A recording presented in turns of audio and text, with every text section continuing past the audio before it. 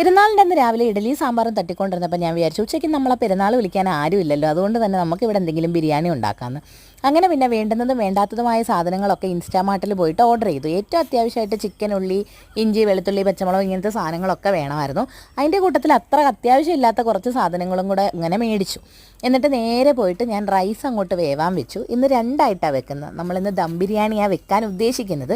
ഇതിൻ്റെ കൂട്ടത്തിൽ മല്ലിയില, പുതിനയില ഈ രണ്ട് സാധനം ഞാൻ മറന്നുപോയി.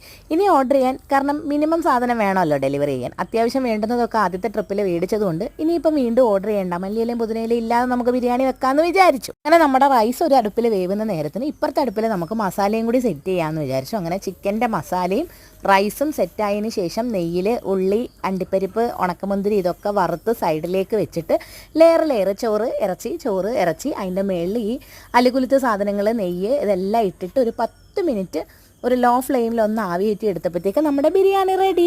അങ്ങനെ നല്ല അടിപൊളി ബിരിയാണിയും അച്ചാറും സാലഡും പപ്പടവും ഒക്കെ കൂട്ടിയിട്ട് നല്ല മൃഷ്ടാന ഭോജനം ഉച്ചയ്ക്ക് ഫുഡ് കഴിച്ചു. അപ്പോൾ അത്രയേ ഉള്ളൂ. അടുത്തൊരു വീഡിയോ ആയിട്ട് കാണുന്നവരെ ടാറ്റാ.